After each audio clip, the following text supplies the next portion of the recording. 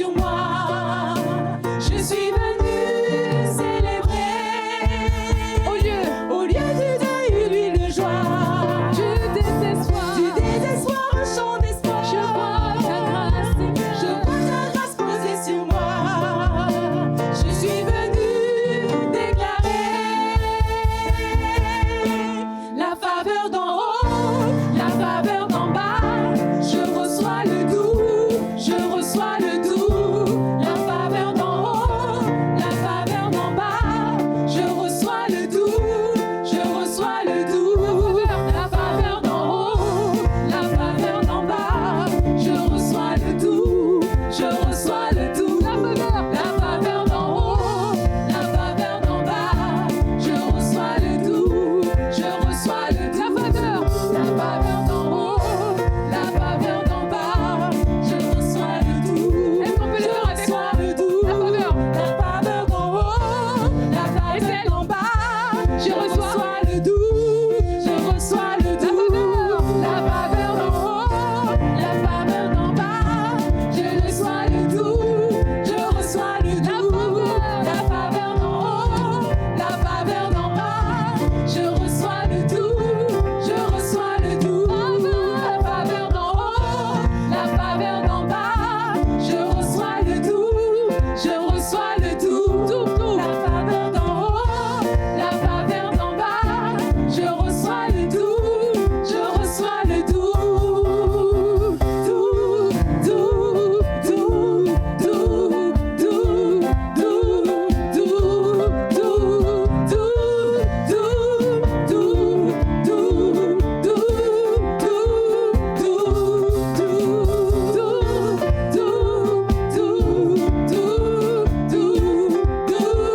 doux, Alléluia. Qui reçoit le double? Qui a reçu le double? Alléluia. On va reprendre ce chant. Tu changes mes pleurs en allégresse. Alléluia.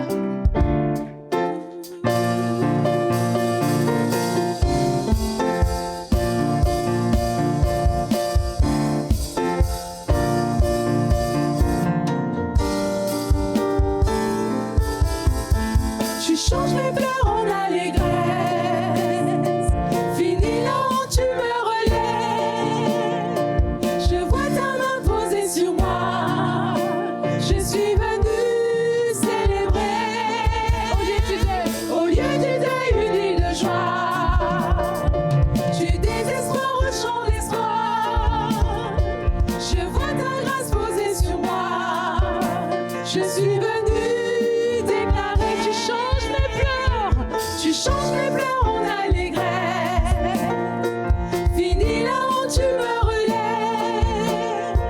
Je vois ta main posée sur moi. Je suis venue célébrer. Au lieu du deuil, une huile de joie. Du désespoir au chant d'espoir. Je vois ta grâce posée sur moi. Je suis venue déclarer la faveur d'en haut, la faveur d'en bas. Je reçois le doux, je reçois le doux. La faveur d'en haut, la faveur d'en bas. Je reçois le doux, je reçois le doux. La faveur d'en haut, la faveur d'en bas. Je reçois le doux, je reçois le doux. La faveur d'en haut, la faveur d'en bas. Je reçois le doux, je reçois le doux. Doux, doux, doux, doux, doux,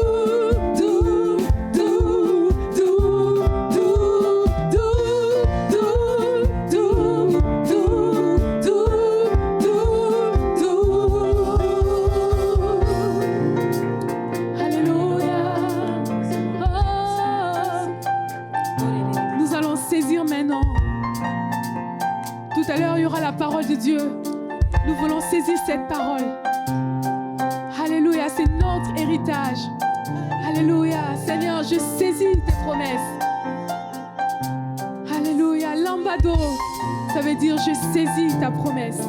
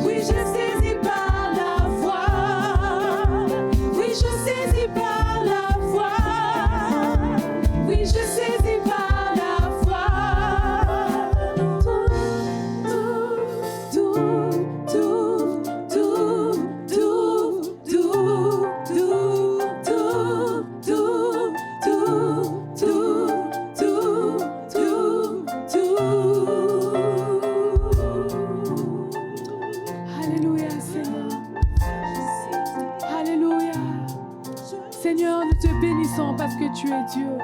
Tu ne changes pas, Seigneur. Seigneur, même si la promesse tarde, Seigneur, nous allons l'attendre. Tu nous as promis que tu vas revenir et nous t'attendons, Seigneur. Alléluia. Tu nous as promis, Seigneur, que tu ne nous laisseras pas seuls. Et nous croyons que tu es avec nous, Seigneur. Et nous déclarons, Seigneur, et nous saisissons, Seigneur, cette parole par la foi, que tu es avec nous, que tu nous abandonneras jamais, que tu es notre joie, Seigneur, que tu es notre paix, Seigneur, que tu es notre joie, notre force, la source, Seigneur, de notre bonheur. Alléluia, par la foi, Seigneur, nous déclarons, Seigneur, que nous sommes enfants de Dieu. Alléluia, Santeremoskata. Merci pour tout ce que tu es, Seigneur. Oui, Père éternel, mon Dieu. Alléluia, même si notre corps nous lâchait, Seigneur, nous croyons, Seigneur, mon Dieu, que tu es celui qui n'abandonne jamais, qui ne laisse jamais, Seigneur.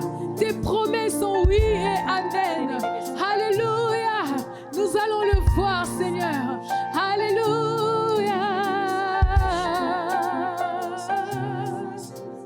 Oui, je saisis par la foi. Oui, je saisis par la foi. Oui, je saisis par la foi. Oui, je saisis par la foi. Oui, je saisis par la foi. Oui, je saisis par la foi. Oui, je saisis par la foi. Oui, je saisis par la foi.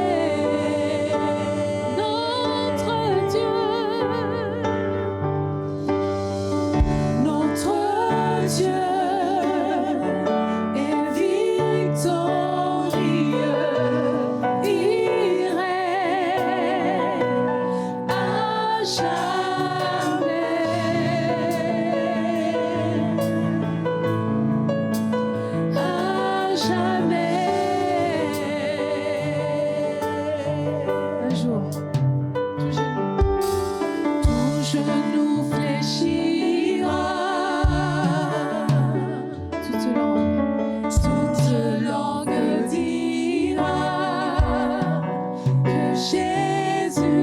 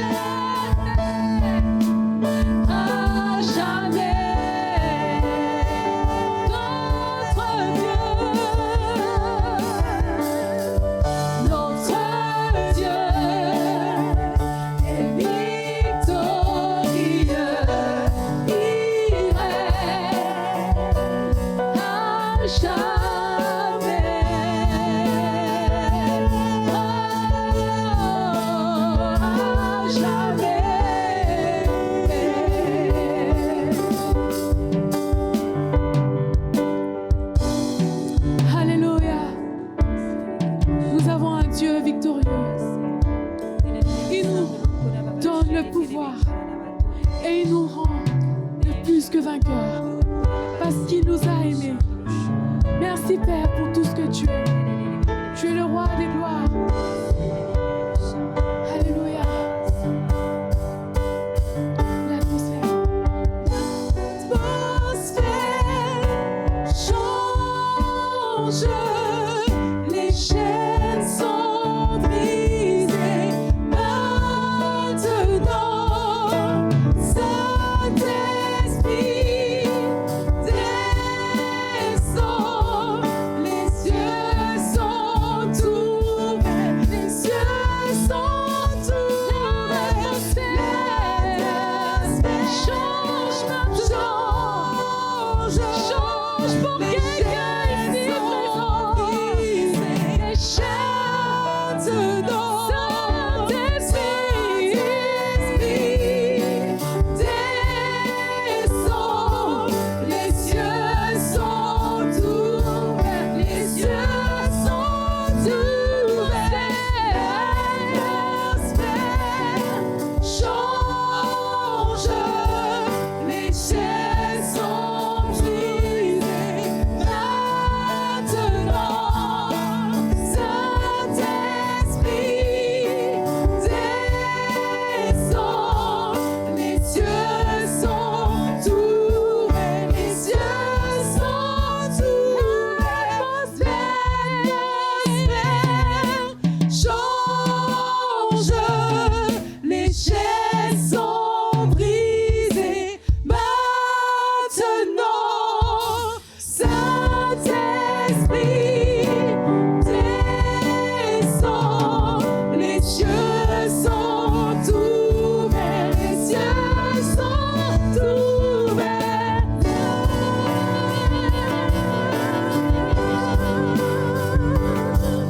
les cieux sont ouverts, les cieux sont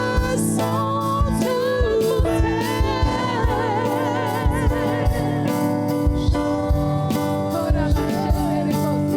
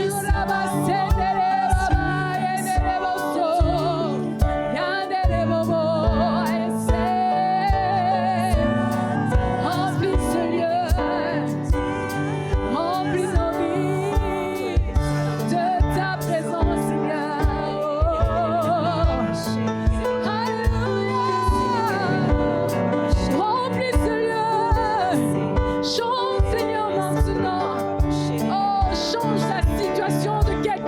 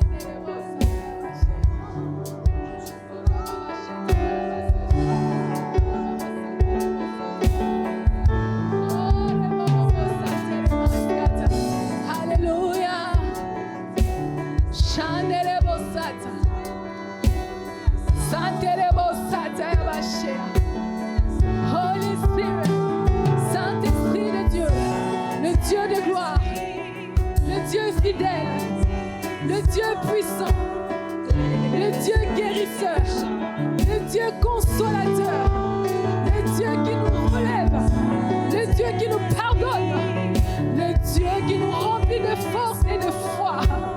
Alléluia. C'est le Dieu-là que nous crions ce matin. Alléluia. Que le ciel, Seigneur, soit ouvert, Seigneur.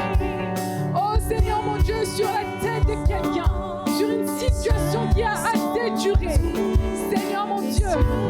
Alléluia. Rien n'est impossible à toi. Tout est possible à celui qui croit. Oui, nous croyons, Seigneur, en tes promesses. Elles sont oui et amen. Désirons, Seigneur, encore plus de toi. Encore plus de toi. Seigneur, nous voulons nous livrer, nous donner nous-mêmes à toi. Que tu nous remplisses. Alléluia.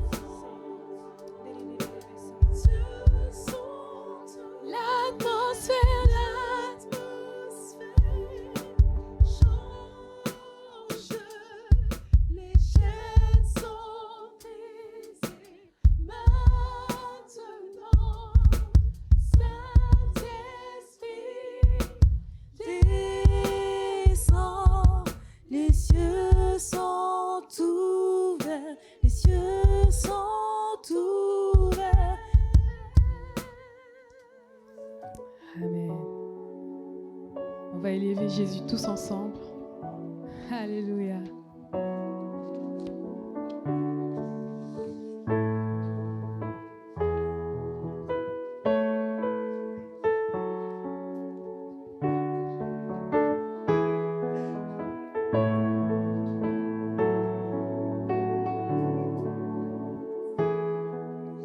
Reçois de moi le parfum qui t'est dû, la beauté de ton nom. Oh, mon âme est perdue, je veux n'être qu'à toi. Jésus, je t'aime.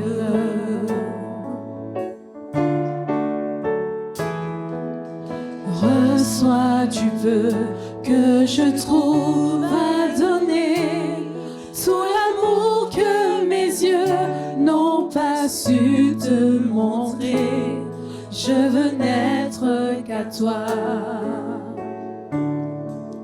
Jésus, je t'aime. Rien n'est plus beau. Rien n'est plus beau que ton nom.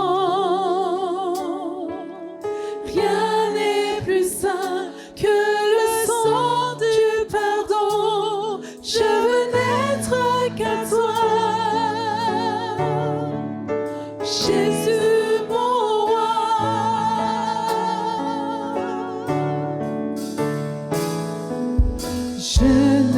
peux rien que vouloir te louer, adorer ton saint nom et ta fidélité. Je veux n'être qu'à toi. Jésus, je t'aime. Je veux porter et laver à ta gloire les pensées de mon cœur dans le cœur de tes voix. Je veux n'être qu'à toi. Jésus, je t'aime. Rien n'est plus beau. Rien n'est plus beau que ton nom. Rien n'est plus saint que le sang du pardon. Je veux n'être qu'à toi. Jésus, mon roi. Rien n'est plus beau. Rien n'est plus beau que ton nom. Rien n'est plus saint que le sang du pardon. Je veux n'être qu'à toi.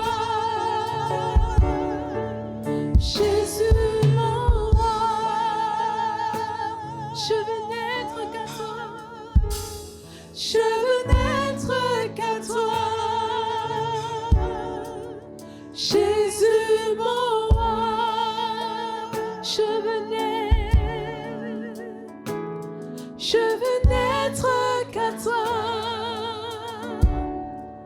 Jésus, mon roi,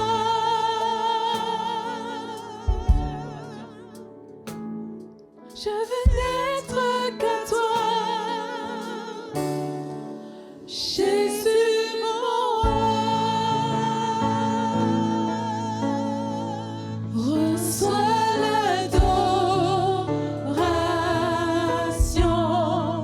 Tu es le roi de gloire, notre victoire. Digne es-tu, Seigneur, Emmanuel. Reçois l'adoration. Tu es le roi de gloire, notre victoire. Digne es-tu, Seigneur, Emmanuel. Reçois l'adoration. Reçois, Seigneur, tu es le roi de gloire, notre victoire. Digne es-tu, Seigneur, Emmanuel.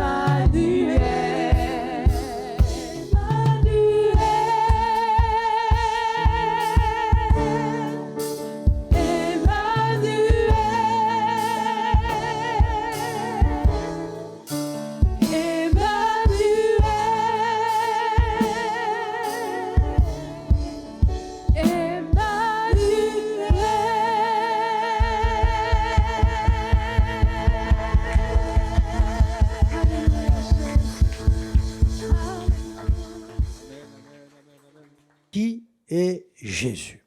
Qui est Jésus? L'enfant de Dieu rencontre le Seigneur, il est notre porte, il n'y a pas d'autre porte que Jésus, c'est celle par laquelle nous devons passer. Mais après, avec le temps, on s'attache aux bénédictions, on s'attache à tout un tralala de de sanctification, au lieu de s'attacher à la sainteté de Jésus. Et puis on parle de Dieu, mais tout le monde parle de Dieu. Le diable lui-même parle de Dieu. Vous avez remarqué, quand on parle aux gens de Dieu, ça va. Quand on commence à parler de Jésus, ça dérange. Vous avez remarqué ça? Jésus dérange. Jésus dérange le diable, Jésus dérange les hommes, et nous pouvons petit à petit nous éloigner de Jésus. Il faut que je lise ma Bible, il faut que j'apprenne peut-être par cœur des versets, il faut que je prie, il faut que je... Non. je dois entretenir ma relation avec Jésus. Par la Bible, par la prière, le témoignage. Au début, quand nous venons à Jésus, nous sommes tout feu, tout flamme. Et nous parlons de Jésus à tout le monde. Ça fait combien de temps que tu n'as pas témoigné? Ça fait combien de temps que tu n'as pas parlé de Jésus à quelqu'un? Et Jésus, c'est un personnage exceptionnel. Il a suscité, bien sûr, la contradiction. Il y a eu des gens qui se sont déchaînés. On a voulu sa mort et ils y sont arrivés. Mais en même temps, il y a eu des gens qui l'ont adoré, qui sont morts pour lui à cause de son nom et pour ne pas le renier. Il a toujours apporté la contradiction. Il a divisé les familles. C'était annoncé tout ça. Et puis, Jésus, quand même, c'est un personnage exceptionnel. Il a marqué son temps. En quelle année sommes-nous?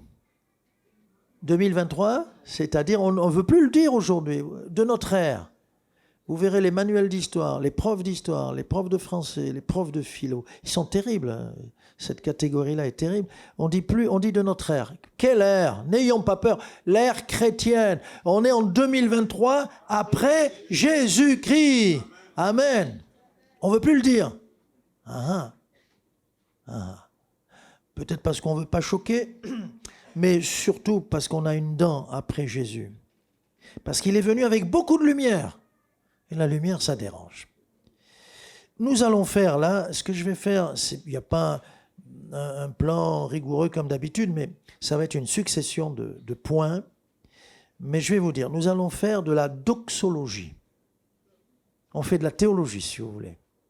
Doxologie. Doxa, l'opinion. Logos, c'est la parole. C'est-à-dire des paroles qui vont louer le Seigneur. Parole de gloire, on dit souvent. La doxologie, c'est vraiment louer dans la prière ou dans les déclarations que je vais faire, dans les versets qu'on va lire. Nous allons faire la gloire, l'apologie du Seigneur Jésus. On ne va même pas traiter sa nature divine. On ne va pas voir ses prérogatives royales, ses attributs divins. On ne va même pas voir tout ça. On va faire quelque chose de très simple, mais tous les versets vont contribuer à mettre en honneur le Seigneur Jésus. Êtes-vous d'accord? Eh oui. Mais pasteur, tu m'évangélises. Bien sûr que je t'évangélise. Parce qu'il faut sans cesse et toujours retourner à Jésus. Qui vient nous chercher? Le Seigneur Jésus. Qui est notre porte? Qui devons-nous prier? Le Seigneur Jésus. Et si tu passes par le Père, c'est parce qu'en réalité, le Fils t'a ouvert la porte. Mais c'est Jésus. Moi, je prie Jésus depuis que je me suis converti. De temps en temps, je m'adresse au Père. C'est pareil, c'est la même personne. Le Dieu trinitaire en un, c'est la même personne. Mais j'aime bien parler avec Jésus, discuter, prendre du temps. C'est mon ami. Et on parle ensemble. Bon, non, je ne dirais pas beaucoup d'expérience personnelle, mais Jésus, Jésus, Jésus. On peut le remplacer par qui, dites-moi? Par personne. Donc, on va faire de la doxologie. Ouh là là, ouh là là, ouh là là. On va honorer le Seigneur par ce message. Et ensuite, je vous demanderai, on va le faire ensemble, par notre prière, on fera de la doxologie, c'est-à-dire on fera des prières à la gloire, en l'honneur du Seigneur Jésus. D'abord, Jésus, premièrement, je ne savais pas dans quel ordre je le mets, alors ce n'est pas un ordre, mais je vous envoie 6 points comme ça. Premièrement, Jésus, je pourrais le mettre en 7e, c'est le plus beau. Amen. La jeune fille qui attend le prince charmant, je lui dirais, c'est bien, il va être le plus beau, le plus jeune, le plus intelligent. Une fille m'a dit, n'oublie pas, le plus riche. Ah oui, le plus riche. Ah, les filles, là, les filles, bon. Non, mais c'était cette fille-là, pas vous, pas vous. Bon, eh bien, je te dirais oui, oui, mais non. Il y a quelqu'un au-dessus. Il est le plus beau. Pourtant, premier point, pourtant, aux yeux des hommes, est-il le plus beau? Que nous dit Ésaïe 53? Il n'avait ni beauté, ni éclat pour attirer nos regards. Et son aspect n'avait rien pour nous plaire. Ma fille, il s'est déclaré, qui c'est? Ben maman, il a ni beauté, ni éclat pour attirer mes regards, son aspect n'a rien pour me plaire, et tu veux te fiancer, et tu veux l'épouser? La maman, elle a un choc. Puis après, quand elle le voit, elle dit, il n'est pas beau. En réalité, ce que veut dire là le Seigneur, il veut nous dire ceci, c'est que physiquement, il ne veut pas nous attirer nos regards. pour ça qu'on n'a ni image, ni statut, ni rien du tout. Et qu'on est en contact avec Dieu, non pas par quelque chose. Quelqu'un m'a dit, mais il faut un support, il faut un lien. Non, les vrais adorateurs adoreront en esprit et en vérité, la vérité de la parole. Donc, Jésus, bien sûr, ah oui, c'était quand même quelqu'un d'assez fort. Son métier, au fait, son métier, c'était charpentier. Ah, il faut qu'il porte des grosses poutres, il faut qu'il ait assez de force pour visser, pour dévisser, je ne sais pas moi. Mais bon, mais en dehors de ça, il ne faut pas croire que c'était un géant, que c'était un surhomme, un simple homme, simple homme. Mais aux yeux des hommes, beaucoup ont été étonnés. Quand quelqu'un dit « Oh, moi je croirais si je le voyais ». Non, si tu le vois, tu crois encore moins. Parce que la foi, ce n'est pas du tout ça. Donc, ce que je peux dire, c'est le plus beau, pas pour les hommes, mais, deuxième point, pour sa bien-aimée. Parce qu'elle voit son cœur. Quand nous lisons dans Ésaïe, il n'a rien pour attirer les regards, c'est vrai, mais il a tout pour attirer nos cœurs. Ah, il a su nous charmer, il a su nous parler, il a su nous toucher, nous bouleverser. Et si je vous citais le Cantique chapitre 1er d'abord, « Que tu es beau, mon bien-aimé, que tu es aimable ». Voilà ce qu'elle dit. Mais au chapitre 5, voilà ce que les filles de Jérusalem disent à la bien-aimée. « Qu'a-t-on bien-aimé de plus qu'un autre ?» On est dans le Cantique des Cantiques. Et bien sûr, la bien-aimée, c'est vous, c'est l'Église. Et le bien-aimé, c'est notre Seigneur. « Qu'a-t-on bien-aimé de plus qu'un autre ? Oh, la plus belle des femmes !» Qu'a-t-on bien-aimé de plus qu'un autre pour que tu nous conjures ainsi? Et voilà la réponse de la bien-aimée. Voilà notre réponse. Mon bien-aimé est blanc et vermeil.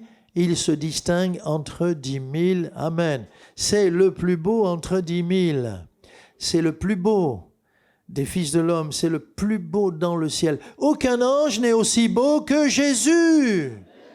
Pourtant, c'est beau un ange. Puis tout à l'heure, on va le voir. C'est puissant un ange. Jésus est beaucoup au-dessus. Il est au-dessus. Alléluia. Sa beauté, quand on regarde encore dans le Cantique, sa beauté est comparable à celle du narcisse, du lys, qui sont tous les deux des fleurs d'une blancheur éclatante. Bon, il y a des hybrides aujourd'hui. Aujourd'hui, on trouve des roses rouges, des roses noires, des roses vertes, on trouve toutes les couleurs. Mais au départ, il est comparé au narcisse, au lys. Je suis un narcisse de Saron, un lys des vallées, Cantique chapitre 2. Sa magnificence, elle est glorieuse à la fois dans le ciel comme sur la terre. Vous allez dire, ou quelqu'un dira, comment sur la terre, mais il y a les 7 merveilles du monde, il y a des palais, Bon, pour moi déjà, les 7 merveilles du monde, c'est entre nous, ce sont des ruines. Jésus est vivant. Moi, je préfère Jésus vivant. Et sa magnificence, elle est au-dessus de tout, au-dessus des anges, dans le ciel, au-dessus des hommes. Le psaume 45 loue le Seigneur de cette façon. D'abord, le psalmiste dit « Je fais tout pour mon roi ». Tu travailles pour la maison, tu as raison, pour ton épouse, pour les enfants, tu as raison mon frère. Tu travailles pour l'église, tu as raison, etc., etc. Mais dans tout ça, on sert le Seigneur. Tu es le plus beau des fils de l'homme. La grâce est répandue sur tes lèvres. C'est pourquoi Dieu t'a béni pour toujours. Amen. Je suis en train de parler de celui qui est le plus beau. Je vais continuer, et c'est toujours de la doxologie, des paroles de gloire à la gloire de Jésus. Je vais parler du plus humble. Il me plaît Jésus parce que c'est le plus petit. Comment sont aujourd'hui les grands de ce monde? Sont-ils humbles? Écrasent-ils? Oui, ils écrasent tout. Ils sont comme des bulldozers. Vous avez entendu quelqu'un dire « Les non-vaccinés, je les embête ». Il n'a pas dit « je les embête ». Les non-vaccinés comme les vaccinés, Jésus les aime et moi je les aime. Et toi tu les aimes aussi. Et ici, je bénis Dieu, il y a au milieu de nous, peut-être comme en France, parce qu'il ne faut pas vous tromper, il y a 50% de vaccinés et 50% de non-vaccinés. Il n'y a personne qui a attrapé quelqu'un. Voilà, la liberté de conscience. et le choix que nous avons fait les uns et les autres dans la prière. Amen. Alléluia. Alors, voyez, Jésus, il est pourtant le roi, il est pourtant le maître. Mais son royaume est à l'envers. Il nous a dit, si vous voulez être le plus grand, servez. Mettez-vous à laver les pieds des disciples, c'est-à-dire abaissez-vous. Et à l'époque, laver les pieds, il n'y avait pas de chaussettes, il n'y avait pas de chaussures fermées, et il y avait, la route, c'était de la terre. Il n'y avait pas le macadam comme aujourd'hui, on ne circulait pas en voiture ni en métro. Et donc, s'abaisser pour laver les pieds de quelqu'un qui arrivait, tu l'accueillais avec trois gestes. Un des 3 gestes, c'était tu t'abaissais et tu lui lavais les pieds. Normalement, c'était réservé à l'esclave. On appelait l'esclave, on l'appelait, et il venait avec la bassine, la serviette, tout ça. Waouh. Mais Jésus l'a fait pour nous, il nous l'a montré dans Jean, chapitre 13, qu'il s'est abaissé. Et je vous l'ai dit une fois, moi, il y a Judas, il faut s'abaisser pour laver les pieds de Judas. Il faut s'abaisser pour laver les pieds de Judas. Le Seigneur a aimé Judas jusqu'au bout. Amen. Jusqu'au bout. Mais Jésus est né en Judée, à Bethléem. Et comme il a commencé son ministère en Galilée, c'est l'évangile de Marc, vous vous rappelez? C'est l'évangile de Marc qui nous le dit. Vous vous rappelez ceux qui ont fait le concours biblique? Il a commencé dans le nord son ministère, on l'a appelé l'homme de Galilée. Mais en réalité, il est celui qui est né à Bethléem. Alors, dans son humilité, il est devenu charpentier. Il est devenu un homme, pleinement un homme, nous dit la parole de Dieu. Il a eu faim, il a eu soif, il a connu l'agonie, etc. Il a dit, suivez-moi, mon fardeau est léger, je veux vous conduire. Donc, il nous met comment on va dire, des rênes, il va nous mettre sa volonté dans notre vie, mais il ne va pas nous embêter. Il est extraordinaire. Quelqu'un disait, Jésus, c'est un gentleman. Il frappe, si tu ouvres, il entre. Si tu n'ouvres pas, il te laisse tranquille. Mais il pleure si tu n'ouvres pas, tu le fais pleurer. Mais il est un gentleman, et il ne faut pas forcer. Jésus n'a jamais forcé quelqu'un à le suivre. Jésus n'a jamais... Écoutez, quand il dit à cet homme, veux-tu être guéri? Wow, ça dépend de toi. La bénédiction que tu vas recevoir dépend de toi. Tu ouvres ou tu fermes la porte. C'est le plus humble, il ne nous écrasera jamais. Et l'Épître aux Corinthiens, je vous cite si vous prenez des notes, 1 Corinthiens chapitre 1er verset 25, parle de la faiblesse de Dieu. Et quand tu lis ça, la faiblesse de Dieu, mais Dieu est fort. La faiblesse de Dieu, c'est Jésus qui s'abaisse. Il quitte sa gloire. Il quitte sa position. Il est au-dessus de tout. Au-delà des cieux, des cieux, des cieux, il est au-dessus de tout. Et il descend. Le fait de descendre, ça montre son abaissement, son humilité. Et donc je mets en deuxième petit point, il a fait le choix délibéré, volontaire, délibéré de lui-même, de s'abaisser. Wow. Il s'est abaissé vis-à-vis de Dieu aussi. On va voir le verset. Vis-à-vis des hommes.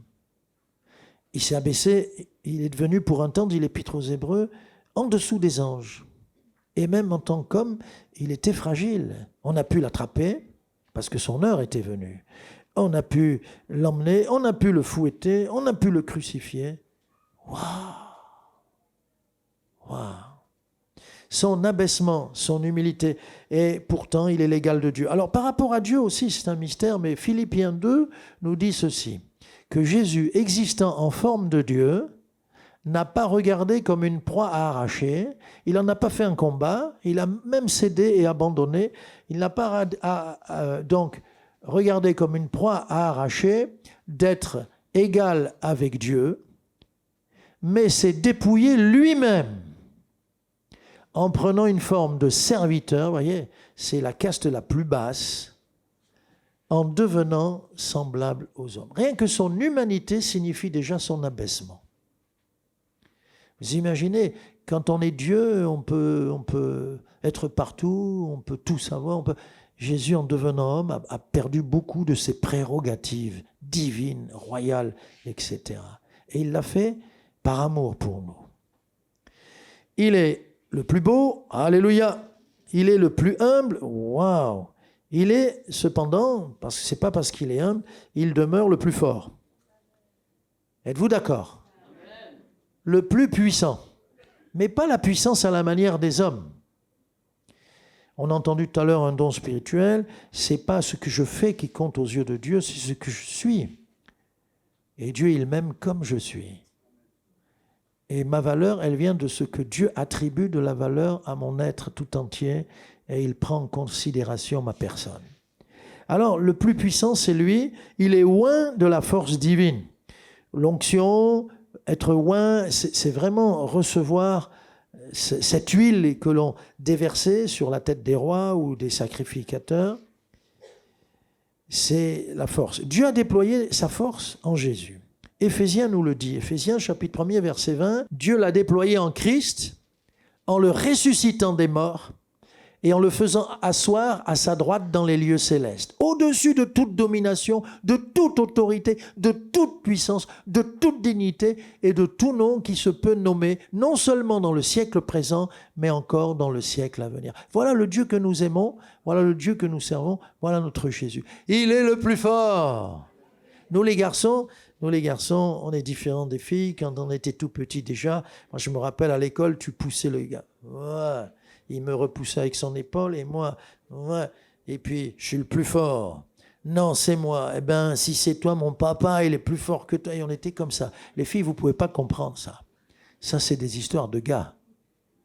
Mais ce qui est merveilleux, quand je suis avec lui ou quand je l'adore ou quand tu pries et que tu l'adores, on est avec le plus fort. Pourquoi craindre? Pourquoi avoir peur? C'est Jésus, il fait trembler tout le monde, mais il ne cherche pas à le faire. Les possédés venaient avec leurs démons et les démons commençaient à trembler devant lui et crier. Mais si Jésus habite en toi, le Jésus qui est en toi va faire la même chose devant tes yeux. N'aie pas peur. N'aie pas peur. Ils vont avoir peur de toi. Il a la force et l'autorité parce qu'il a reçu un ministère exceptionnel. Son ministère est exceptionnel. Mais avant tout, quand on parle de force, n'oublions pas cela. Il a le plus grand des pouvoirs et il est le seul à détenir ce pouvoir. Il a le pouvoir de pardonner les péchés. On l'a entendu aussi dans un don spirituel. Il a le pouvoir de pardonner les péchés. Qui peut le faire? Personne, si ce n'est Dieu. Et Jésus est venu, il s'est abaissé, on a dit qu'il était humble, et avec son autorité, il a exercé le pouvoir de pardonner les péchés. Dans la mesure où, bien sûr, on vient vers lui, et dans la repentance, on lui demande de le faire.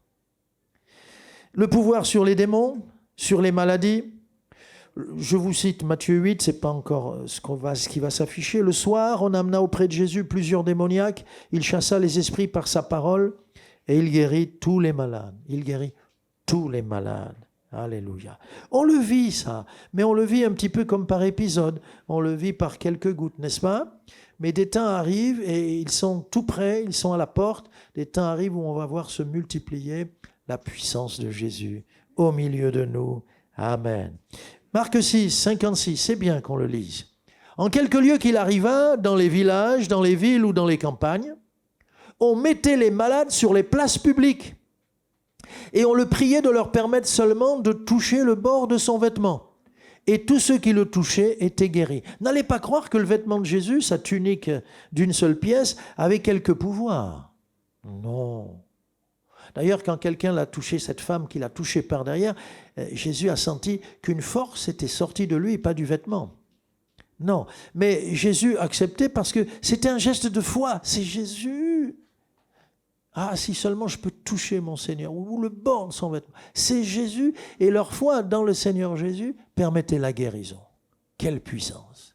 Il n'a jamais guéri de la même façon. Quelle puissance! Ce n'est pas un schéma qu'il fallait répéter. Il n'y a pas des trucs ou des machins. Comment t'as fait, toi? J'ai jeûné 7 jours et j'étais guéri. Tu jeûnes 7 jours et tu vas à l'hôpital. On t'emmène aux urgences. Tu comprends? C'est Jésus qui nous guérit. Après les moyens de guérison, l'imposition des mains, l'onction d'huile, la prière, le jeûne, en lisant la Bible, en étant au culte, j'en connais, en prenant la Sainte Seine, il faut s'y attendre, tu es guéri. Il y a tous les moyens, tous les moyens. Et Jésus est venu avec l'autorité sur toute la puissance du mal. Il avait une parole d'autorité, exactement. Très exactement, c'est une parole d'autorité. Il ne parlait pas comme parlaient les religieux, les scribes, les pharisiens. Il était différent dans ses prédications, dans son enseignement. Les gens étaient assis, calmes, tranquilles, et puis il enfonçait des paroles. On aurait été étonné, on va, mais c'est quoi qu'on voit? Moi, je m'attendais à la voix d'un stentor, je m'attendais à un homme de théâtre qui va... Oh non, non, non. Wow. C'était impressionnant. Et la parole d'autorité, je vais vous faire un exercice. Nous allons lire 3 passages dans Luc et vous allez essayer de trouver ce qui relie ces 3 passages. D'abord, il s'agit de combattre la fièvre. La belle-mère de Pierre. Tiens, Pierre avait une belle-mère, dit la Bible. Donc tiens, Pierre était marié. Donc tiens, si Pierre est soi-disant, d'après une certaine religion, il est le premier des papes, eh bien il était marié, mon gars, t'as tout faux. Donc, que fait Jésus quand il est à Capernaum et qu'il apprend que la belle-mère de Pierre a la fièvre? Il y va, Luc 4, 39, il menaça la fièvre et la fièvre la quitta. À l'instant, elle se leva et les servit. Amen. Moi, j'ai vu une enfant, quand elle prie, c'est pas « Seigneur Jésus, s'il te plaît, tu veux guérir papa et Seigneur » Non. J'ai vu « Seigneur Jésus, je sais qui tu es celui qui guérit. Alors je menace cette fièvre, je menace cette maladie ou je menace ce problème. Seigneur Jésus, je prends autorité. Va-t'en !» Et je vous assure, je me suis mis à la place de... Ça fait drôle. Tu dis, wow, parce que ça marche. Moi, je m'en irai tout de suite. J'ai peur de cette petite. Elle exerce l'autorité. Donc, n'oublie pas cette dimension dans la prière. Ne subis pas, attaque. Ne sois pas toujours sur la défensive. Parfois, il faut être sur la défensive. Mais parfois, attaque, dérange, gêne les plans du malin, chasse-le. Je ne dis pas que la maladie vient d'un démon. Non, non, non, non. Il y a beaucoup de maladies qui sont causées par des choses naturelles. Mais même la maladie, Jésus a commandé. Luc 8, 24. Ils sont dans la tempête. Là, ce sont les éléments naturels. Ils s'approchèrent, il est donc dans le bateau, mais Jésus dort. Qui c'est qui s'inquiète, Jésus ou les disciples? Mais pourquoi nous nous inquiétons? Jésus est dans la barque. Ils s'approchèrent et le réveillèrent en disant « Maître, Maître, nous périssons !» S'étant réveillé, il menaça le vent. Vous imaginez? Quelle a été la parole? Dans le grec, c'est « Sois muselé !» Arrête, tais-toi, sois muselé. Si un chien vient t'agresser, un gentil petit pitbull de 90 kilos, en colère, si tu lui mets une muselière, « Bonjour mon petit toutou. Oui, qu'est-ce que tu veux? Tu veux me parler, mais je ne te comprends pas. Ah, tu es en colère. Bon, allez, viens, marche avec moi. Tu peux le faire, ça. Sois muselé. » Il menaça le vent et les flots qui s'apaisèrent. Tu es étonné? Il a l'autorité qu'il faut. Et le calme revint. Amen. Alléluia. Ça, c'est avec les éléments, la nature. Et puis Luc 9, 42, on en a parlé. Ah, cet enfant, comme il approchait, Luc 9, 42, le démon jeta par terre l'enfant, l'agita avec violence, mais Jésus menaça l'esprit impur, guérit l'enfant et le rendit à son père. Là, il n'a pas à prier, il a à chasser le démon.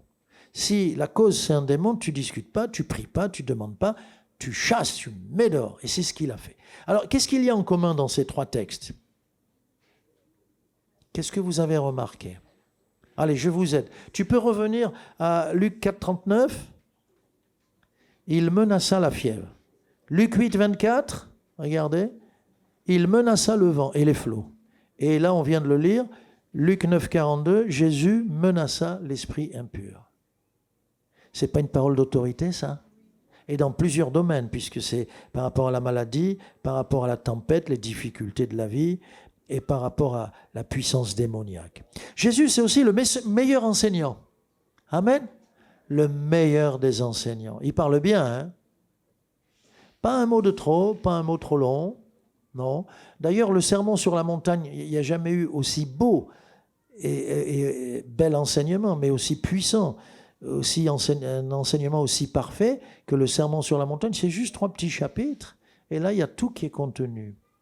Mes relations comme ça, tout est là. Et c'est beau son discours pour qu'on puisse bien vivre et vivre ensemble, les uns et les autres. Alors le meilleur enseignement, quand ses ennemis arrivent, ces ennemis, on les envoie pour arrêter Jésus. La première fois, ils y vont et ils surprennent Jésus en train d'enseigner. Et qu'est-ce qu'ils disent? Écoutez ces paroles merveilleuses. Ces ennemis disent, jamais homme, je crois que c'est pas là, non. Jamais homme n'a parlé comme cet homme. C'est pas dit par ses amis, ça. C'est dit par ses ennemis. Wow. Il parle bien, le Seigneur. Et je veux l'écouter parce qu'il parle juste, il parle vrai. Et quand il parle, le ciel s'ouvre. Quand il parle, c'est le laser aussi, parce qu'il est précis quand il parle. Quand il parle, il me console, il me réconforte, il me donne des forces. Mais, bien-aimé, quand il parle, il éclaire aussi mon cœur. Et je n'ai pas à avoir peur de sa lumière, comme on l'a entendu. Je n'ai qu'à lui dire, oui, Seigneur, tu as raison, Seigneur. Pardonne-moi, Seigneur. Oui, Seigneur, je mets ça en règle tout de suite, Seigneur. Voilà. C'est le meilleur enseignant. Son enseignement est incomparable. J'ai mis un verset, là, je l'ai mis, celui-là. La foule qui écoutait fut frappée de l'enseignement de Jésus. Elle devait écouter la bouche ouverte. Qu'est-ce qu'il parle bien? Qu'est-ce qu'il parle bien? Eh oui, tout le monde s'arrêtait pour écouter. Il ne parlait pas à la manière des théologiens. Une fois, je suis allé écouter un théologien. Bon, j'ai essayé de me mettre dans la peau de Monsieur Tout-le-Monde. J'ai dit, si j'étais venu comme Monsieur Tout-le-Monde, donc je suis dans l'ignorance. Ok. Et puis après l'avoir écouté, je dis, mais maintenant, je suis complètement dans la confusion. Je suis dans la confusion. Il a tout mélangé, il a parlé de tout, de rien. Il y avait un peu de philo, un peu de psycho, un peu de tout, sauf la parole de Dieu véritable. C'était la confusion. Enfin, je me suis mis à la place. Et je dis, les gens repartent encore plus embrouillés. Vous avez des gens comme ça, hein, quand vous parlez avec eux, vous repartez encore plus embrouillés qu'avant. Mais les théologiens sont comme ça. Mais c'est fou, puis c'est compliqué. Puis ils disent des mots, il te faut 3 dictionnaires pour aller chercher la signification du mot. C'est compliqué. On va y venir tout à l'heure. La foule était touchée, bouleversée. Et alors, le 5e point, justement, c'est qu'avec Jésus, j'ai affaire avec celui qui est le plus simple. Et pour le voyage de la vie, il ne faut pas s'embarrasser de beaucoup de choses. Et il me faut un Seigneur qui connaisse cette simplicité qu'on ne trouve maintenant nulle part, de moins en moins. De moins en moins. Tout est sophistiqué, tout est compliqué, il faut d'argent. Pour aimer le Seigneur, pour le suivre, pour le servir, il ne faut pas d'argent. Le Seigneur a dit, bon, écoutez, vous allez aller, n'emportez pas de bourse. Je vous envoie en mission, allez, vous partez. Et ils ont obéi. Et le Seigneur a pourvu. Et quand ils sont revenus, de quoi avez-vous manqué? De rien, Seigneur, de rien. La simplicité de Jésus. Regardez, il n'avait pas, premier point, il n'avait pas de palais, il n'avait pas de maison. Sa naissance s'est passée il est né dans une crèche, une mangeoire, là où on met la nourriture pour le bétail. Il n'y avait pas de place pour lui dans l'hôtellerie. Alors on a trouvé un endroit, elle doit y coucher quand même, Myriam. Bon, on va faire quelque chose pour elle. Et on a sûrement que c'était une étable désaffectée. Et là, ok, il y avait une mangeoire, on a nettoyé un peu, et c'est là qu'elle a mis le bébé emmailloté dans la mangeoire. Il est simple, dans le départ, sa naissance. Avait-il un garde du corps? C'est important ça, parce que, mais n'allez plus voir ces rigolos sur le net, n'allez plus, ils ont des gardes du corps. Et j'ai réfléchi, j'ai dit, pourquoi ils ont des gardes du corps? Le peuple de Dieu ne va pas l'agresser, cet homme. Et si des démons arrivent, que peuvent les gardes du corps? Même si tu les payes 8 000 € par mois. Mais il faut les payer aussi. Des gardes du corps. Des gardes du corps. Et après, j'ai compris. Vous voulez que je vous dise ce que j'ai trouvé? Ça vous intéresse? J'ai compris. Ils ont des gardes du corps pour montrer qu'ils sont importants.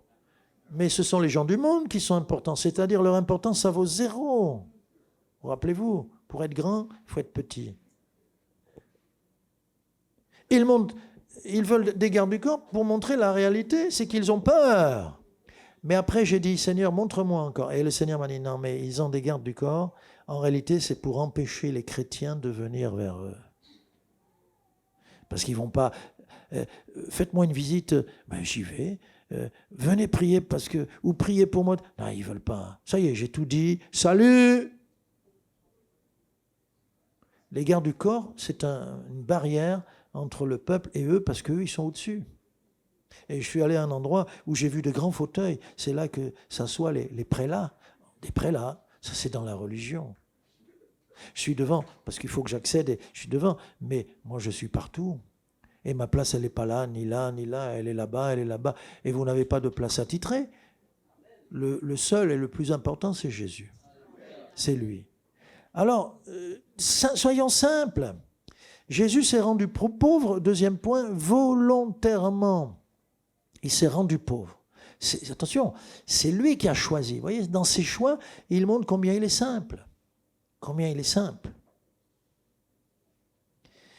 Et Paul définit ainsi la grâce. La grâce dont on a entendu parler, la grâce, c'est le pardon de Dieu immérité, mais le pardon que Dieu nous accorde, on ne le mérite pas, on ne le méritera jamais, parce qu'il ne veut pas qu'on pense pouvoir avancer par nos mérites, Seigneur, voilà la quantité de prières, j'ai prié tant, pèse Seigneur, et donc tu vas m'exaucer. Mais pas du tout.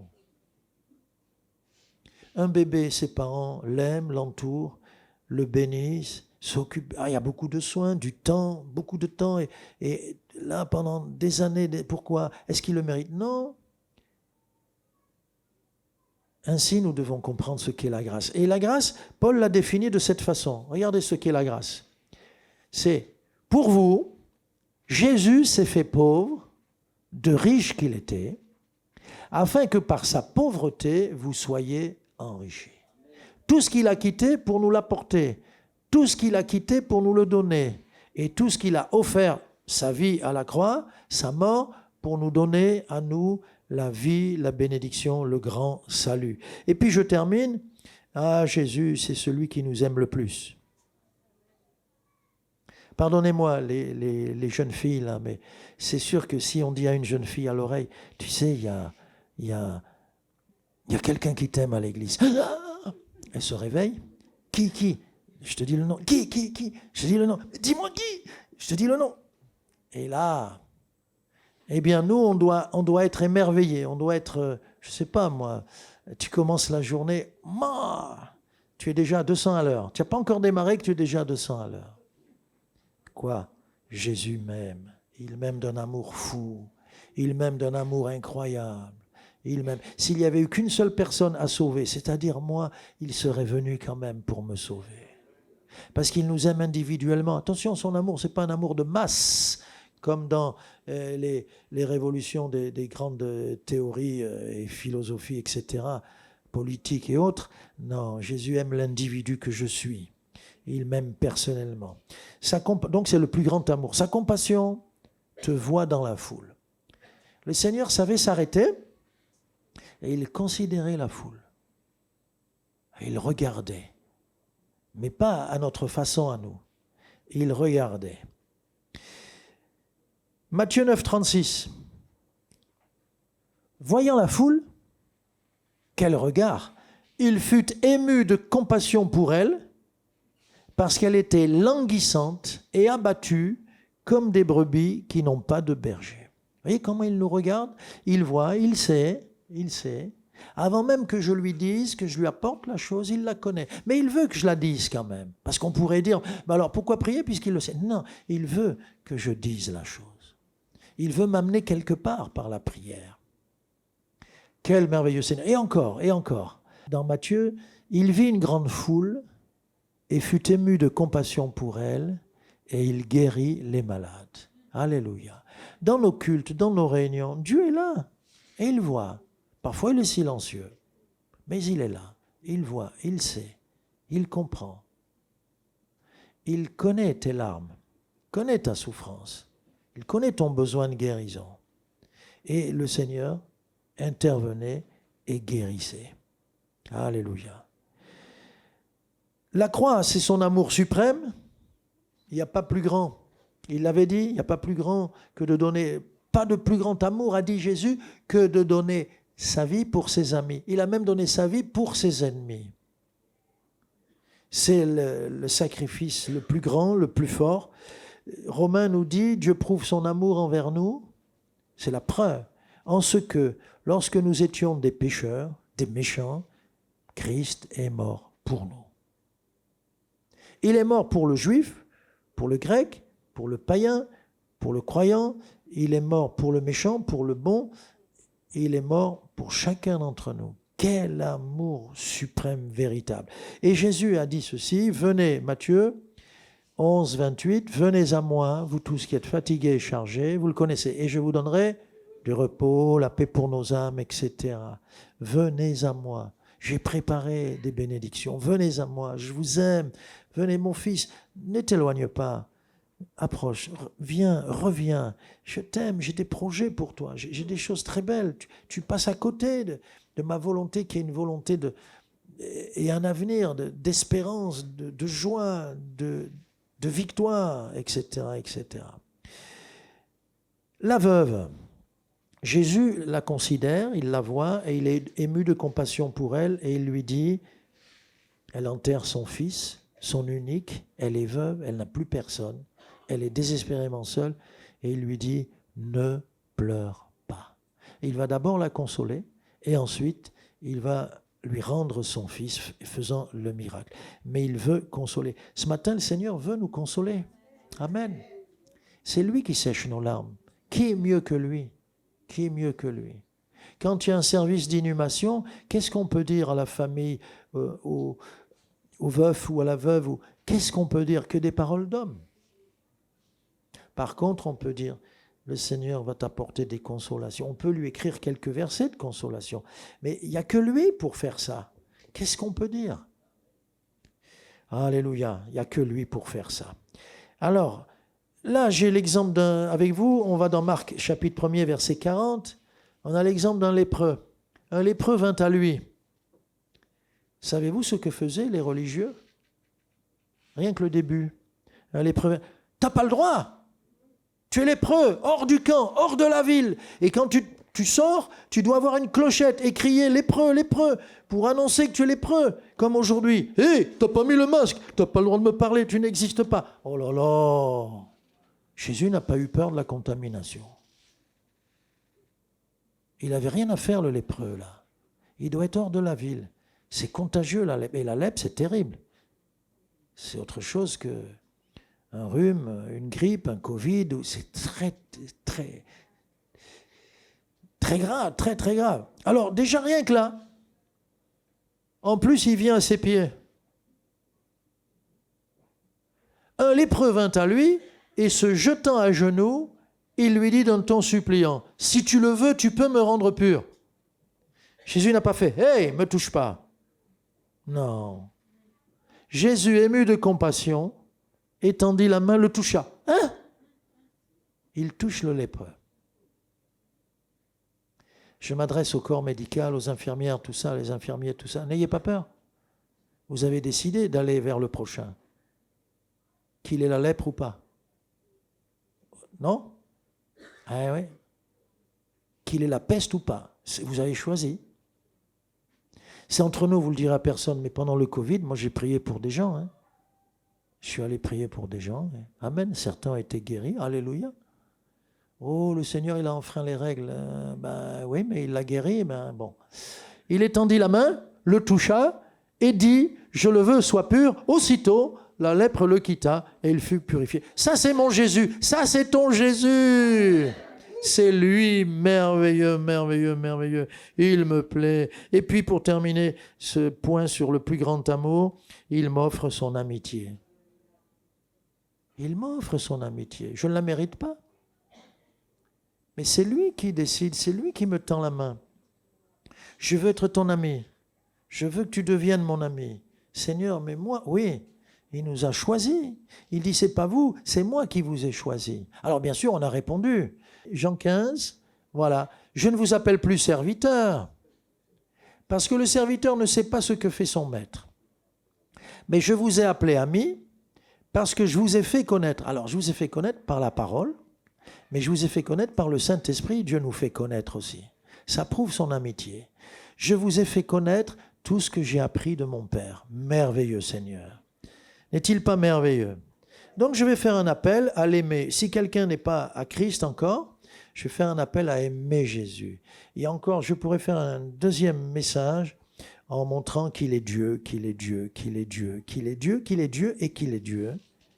Et on pourrait parler encore et encore de Jésus, mais déjà, tout ça, c'est pour dire, tu vois, Jésus, qui il est pour toi, pourquoi tu ne l'acceptes pas? Il frappe à la porte de ton cœur, il faut ouvrir et lui dire, Seigneur, dans l'ignorance, je t'ai rejeté, mais là, aujourd'hui, ce matin, je veux vraiment ouvrir la porte. Viens dans ma vie. Je n'ai pas peur. Si tu viens avec toute ta lumière, tu as raison, Seigneur, parce qu'il y a des choses qui datent depuis longtemps que je n'ai pas réglées. Il y a tout mon passé que tu dois enlever, Seigneur, et puis tu dois ôter ce cœur dur pour me mettre un cœur tendre. Ton cœur à la place de mon cœur. Fais cette transplantation cardiaque spirituelle. Commence une relation personnelle avec le Seigneur et décide de le suivre. Et puis, on va faire donc cet appel. Et puis après, on va avoir tous ensemble un temps de doxologie. Vous vous rappelez, doxologie? Doxa, opinion, et logos, c'est les paroles. Les paroles sur la louange, sur la gloire de Jésus. On va avoir un temps où on va bénir le Seigneur Jésus tous ensemble. Amen. Alléluia. Seigneur, maintenant, tu es dans cet appel, tu m'aides à appeler de ta part quelqu'un qui n'a pas ouvert encore la porte, quelqu'un qui n'est pas à toi complètement. S'il est à moitié avec toi, c'est qu'il n'est pas du tout avec toi. Il va faire très simplement cette démarche. Il va prendre la décision de te dire, viens Jésus, j'accepte, j'ouvre la porte. Tu viens, tu le purifies, tu le nettoies, tu pardonnes, tu relèves et tu le remplis de ton bon esprit. Merci Seigneur pour le miracle maintenant.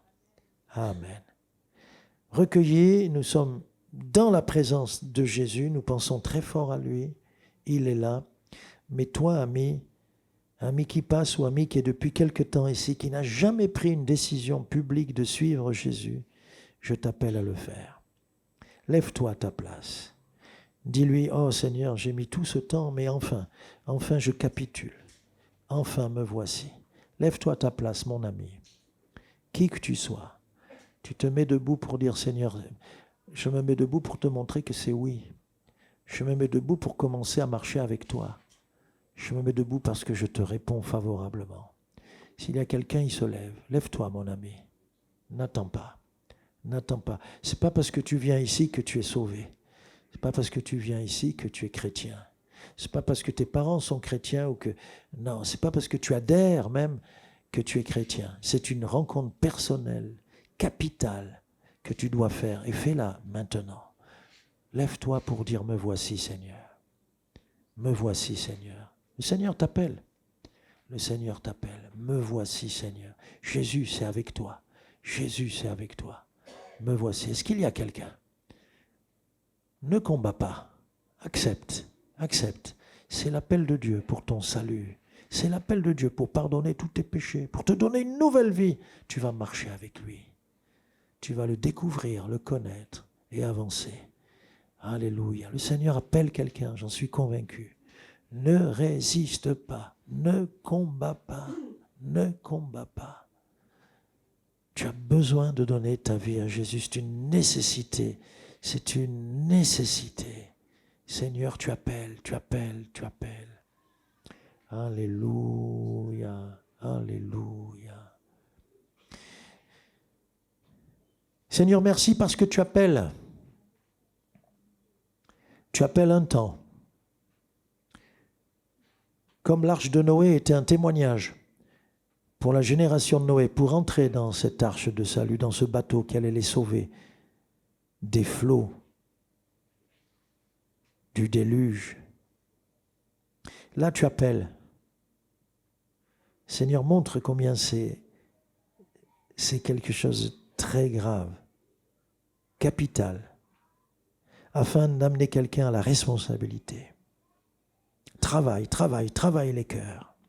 Merci Seigneur de le faire. Amen.